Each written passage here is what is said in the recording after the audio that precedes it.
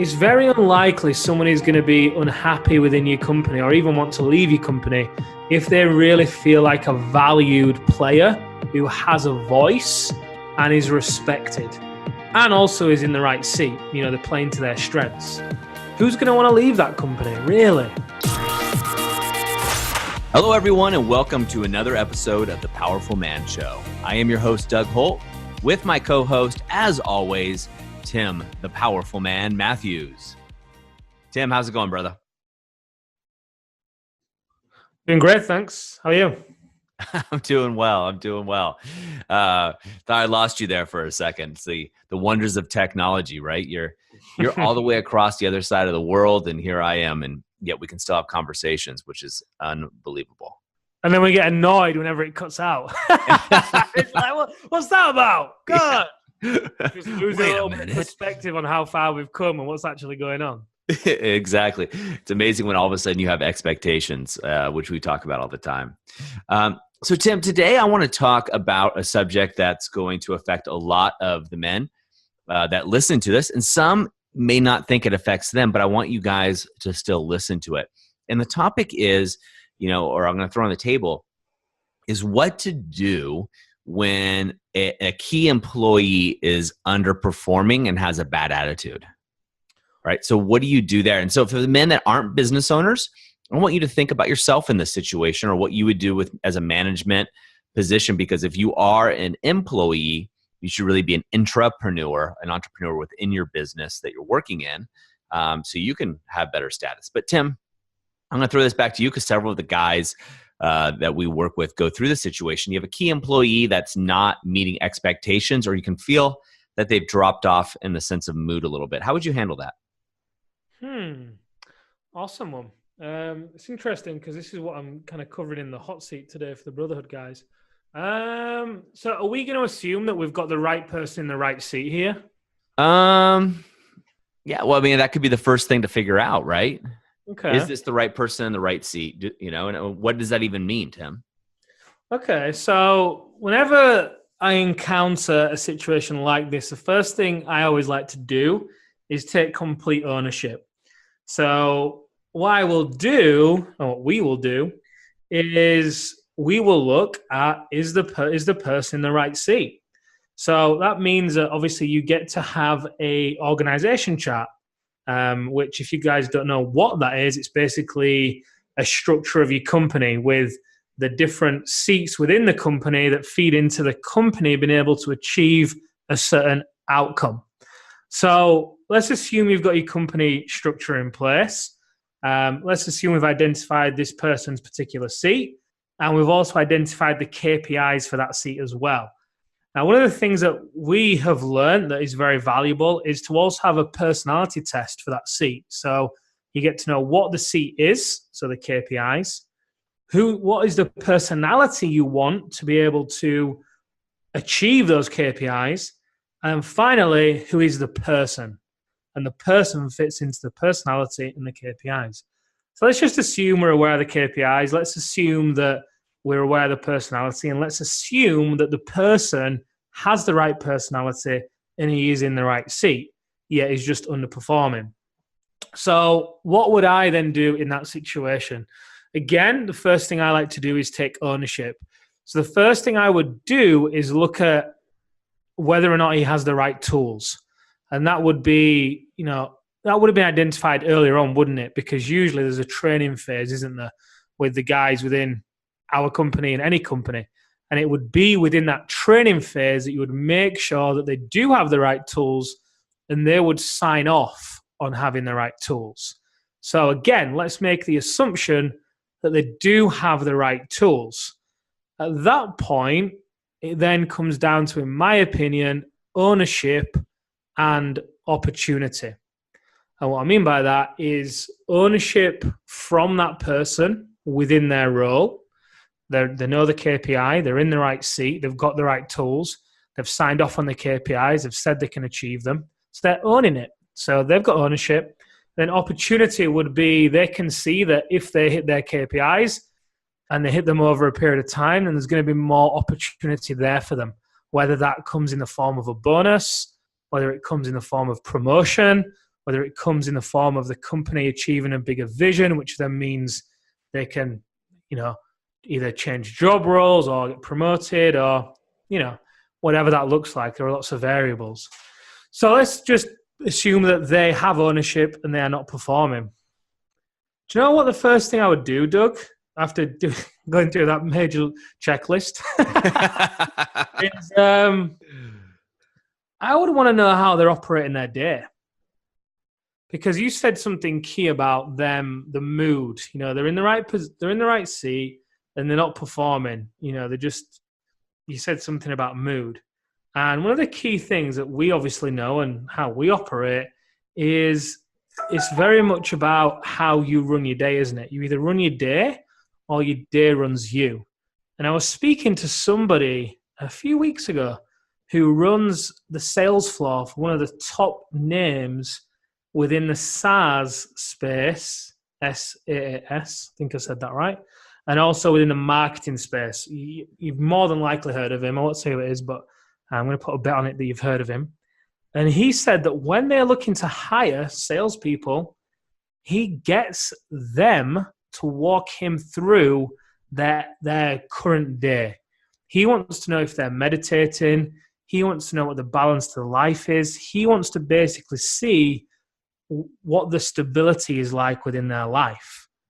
I thought that was brilliant. I was like, wow, when you're hiring someone, you hear like hire for attitude, train for skill, and usually attitude will just base it on, are they, hungry? Are they, I'm not going to reel all it off, but, hire for attitude, train for skill, but looking at actually the stability in their life and how they conduct their day is key. And I think for me, if we had someone that was underperforming, then I want to know what that looks like for him. Because if he's not doing his routines, he's not working out, he's not running his day, and that's affecting his performance, well, why is that? Is that because something's going on in his family life, his personal life? Is it because he's just losing passion for what he's doing? What's going on there that's meaning that guy is no longer leading his own life and as a result performing within the company? Well said. And how often or how few times do you think, as business owners running around, do they actually take time to treat their staff and key people like people, right? And remembering that there's so many things that could be going on. And you've done this really well, Tim. I've seen you do it in people that are within the movement that have either volunteered to help other men out or help the movement out, or people who are actually paid employees, of starting out with, how do you run your day? How do you manage your day? What is your morning routine? And you do a good job of, you start at that point often, or at least you make sure you're identifying that point. And oftentimes that's a big shift for these men.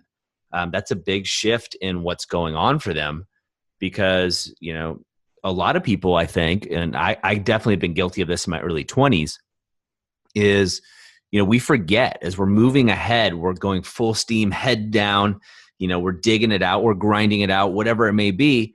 And we forget that the people around us are just that. They're people. Mm. And they're working for us to help build our dream, right? And we forget that we may not know what's going on in their lives, and they may not have the fortitude and the skill to be listening to a podcast like this to better themselves, right? They may be listening to bubblegum music as they commute to work or at the gym and not feeding their brain. So, kudos to, first of all, the listeners for listening to this. That definitely puts you in the top 1%. So, Tim, with this person, right, you talk to them, him or her, it's a key individual, and you find out that they've been talking ill about the company, right? They haven't always put the company's best interest in mind, and they're a little disgruntled. What then? Again, I always like to take ownership first. So I would look at the company culture and make sure, is it clear? Have I clearly communicated that? How am I living that? because, you know, last thing I want to do is say, hey, you're talking crap about the company. And then he turns around and says, well, you're not living it. So, you know, I want to make sure that my personal ducks are in order first. And let's assume that they are. I would then approach this person and ask them what their understanding is of the culture and what we expect within the company.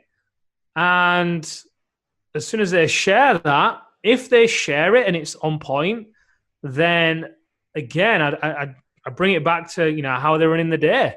You know, I want to know what that's going on. I want to know what's going on for them, because, you know, if they're really unhappy within the company, then is that because it's something to do with the company, or is that because it's something to do with their personal life and they're using the company as the scapegoat and as the excuse? So I'd really want to know the difference between those two. And let's assume that they've got the morning routine, everything's good in the personal life, and they are using the company as a scapegoat and the excuse. At that point, and I'm going to use the example of the Powerfulman, because obviously relevant, and, you know, what we do is all about living what we teach. At that point, I would then open a conversation of coming clean and addressing the fact that something had been brought to my attention that they are not living up to their the standards of what it means to be a member of the Powerfulman team. And I would then ask them again, you know, what do you think it means to live up to those standards? And they'd obviously tell me, assuming that we're in agreement on what that means and they were on point. I'd then share with them again that, okay, well, I agree. Great point. I agree. I love what you're saying. I love to see that you are living it in your morning routines and so on. So why is it, what's going on that's causing you to be unhappy here? At which point they may say, you know, I'm not, you know, but clearly there's something there, isn't there? There's two angles here. Either the first angle is that the person that has shared with me that they're talking, you know, rubbish about the company, because it's highly unlikely they're going to do it in front of me. So the person that told me, the first angle is that they've either misinterpreted it, or the second angle, and the more likely angle, is that they don't feel like there is enough opportunity for them within the company. Now, if we've got this far and they're the right person in the right seat with the right personality, they've got the ownership, they've performed in the past, and all of a sudden they're not performing and everything's on point in their personal life and they're unhappy, then the likelihood is they don't feel like they have the right opportunity within the company. And that could either be that the company isn't progressing in the way that they think it should be. That could either be that they don't feel like they've got a real clear track for growth within the company. They don't feel like they're able to express their ideas enough within the company. They could even be an amazing ideas person, but they've just not been given an outlet in which to express it. So they feel like their creativity and their brilliance has been suppressed. No one wants to feel like that, you know, so naturally they're then going to start to get disgruntled. And the easier way, rather than speak up, is to then start to repel and push back, isn't it? So there's always two angles for me, ownership and opportunity. We've discussed ownership, and this is more discussing the opportunity. Well said. Well, you can definitely see why people want to work with a Powerfulman as a movement, because, you know, the things that you're saying in there that I find so unusual, unfortunately. And of course, everybody I'm sure listening to this is like, oh, yeah. You know, I do that, or I know that. But you execute on it, right? You're looking at this from a personal perspective. You're looking at this, one, you're taking extreme ownership, so to speak, or ownership over the result that's happening and what's happening. And then you're getting to the root of what's happening. You're addressing it head on. I think that's extremely admirable. And when we go in, what a lot of people probably don't know is we go in and we do business consulting for a lot of the men and their companies. And we've helped them grow their companies, you know, exponentially. And when we do that, we take this philosophy in with us that you're talking about, Tim. And we see this time and time again where people are like, oh, I have a key employee, but he or she, you know, is underperforming, and, you know, and they need to just work harder. and they're not understanding what's really going on. And it's rarely about money, right? It's rarely about compensation, yet as business owners, we often lean to that first. It's often about those other issues you were just mentioning. And it's really surprising at how fast you can move the needle when you address those. Hey guys, I want to interrupt this episode because I want to talk to you about something important.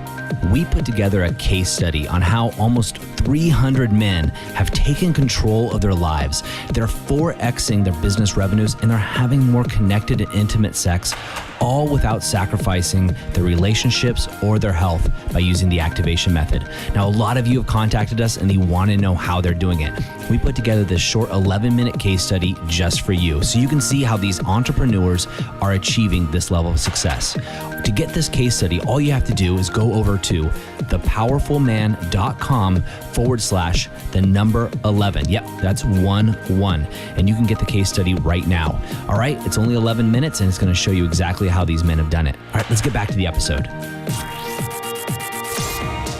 Yeah, we've seen it where guys have just then hired new people and hired new people and hired new people. Yeah, it's not about the people at all. There's one consistent thing there, right? Exactly. It's about the leadership style, more importantly. Once you get the structure in place and then you know how to work the structure, it's about working the structure.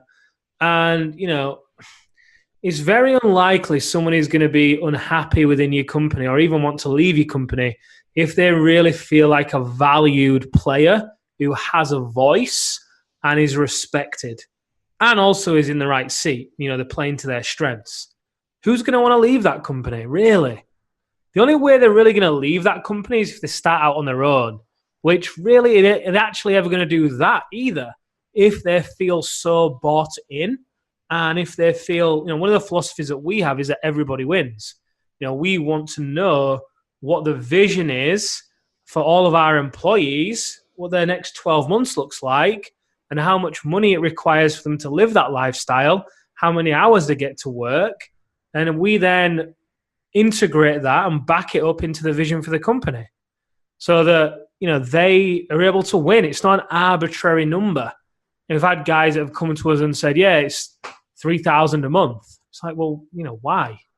Oh, well, I don't want somebody working in the company that just is, guessing at what it is they want to achieve or receive, because what kind of energy is that going to then inject into their work every day? Imagine conversely, if they said, well, my number every month is 4,329, and that means that I'm able to go on these holidays with my family. And really, I'd want to be working between these number of hours from anywhere in the world. And that means I'm able to do these things. Awesome. Well, your base salary is going to be $2,000 a month. If we hit this, it can get you to this bonus, which gives you $4,000 a month. I can't remember the exact number I started with now. But then if you achieve this point, you're there. Imagine that roadmap. How excited are they going to be? There's a great example of this I absolutely love, and it's by Tony Hsieh. I don't know how to pronounce his surname, of Zappos. And he loves to surf, and his offices are on the beach overlooking the sea. And when the surf is up, his employees who love to surf are allowed to go out and surf whenever they want. The only stipulation there is that they get the job done. Now, he doesn't care whether they get the job done in 2 hours or 10 hours. If that means they're able to go out and surf, but they come back in and do the job that day, that's all he's bothered about. Retention in the company is super high. Productivity in the company is high. Profitability is high. Satisfaction is high because people are allowed to be who they naturally want to be. They feel seen. They feel heard. They're getting what they want. They're part of a great culture. They're part of a great company. And it's a similar philosophy to what we have. Everybody wins. Now, obviously, you can paint the roadmap for people and you can let them see how they can actually achieve that and live the lifestyle they desire. But it's then up to them. There's no but. And then it's up to them for them to actually then create that and achieve it. The ball is then in their court. We can just do what we can do to create the opening. They then get to own it and step through it. Love it. Love it. Sage advice as always, my friend. So Tim, let's wrap this conversation up and into a nice bow. And you know me, I'm always looking for 2 to 3 take-home points or action steps that the men can take right away after listening to this. Because guys, again, you're gonna hear me say this all the time: is when you're in the moment of an insight or something new, take action right away. Don't just digest content like this podcast over and over again. I mean, it's great, but it borders on the line of educational masturbation, right? You're just constantly listening to audio, but you're not taking action. So I want you to take action. And as such, Tim, what are 2 to 3 action steps the men can take right now? So I'm going to assume that you own your company and that you have at least an assistant alongside of you. Excuse me. I want you to call this person right now once you get off the podcast. And if you don't have an organization chart, share with them exactly what it is that you've learned here. Hey, what's our organization chart? If we don't have one, can you find out what one is? Give me some examples. Let's get it done. What are the KPIs that we have within the company? We don't have any? Yes, we do. Are those KPIs the right KPIs for those seats in the organization chart? And then finally, what are the personalities that we want in each of those seats? That's foundational to all of this. You've got to have that in place before you can even get into any of the leadership dynamics of ownership and opportunity. Because without that, you're just going to plug people into the company and be hoping that they'll perform without any direction and without any accountability on how well they're performing. So everybody's going to be blindfolded and handicapped, you as well as a business owner, with your profitability and with your service levels. And probably your staff retention is going to be very low as well without having those things in place. Do you get them in place overnight? No, you don't. Can you get them in place quickly? Yes, you can. Just end the podcast and do whatever you get to do. Either record a voice note, call somebody, whatever it is, do what you get to do in order to get your organization chart going, your KPIs going, and then your personalities on the move too. Awesome, guys. Well, you have your take-home points right there and your marching orders. And gentlemen, we're always talking to you guys about building your own tribe. So make sure you're sharing, rating, and reviewing this podcast with other men so they can join in the conversation. That's it for Tim and I. Until next time, have an amazing day and remember to take some action.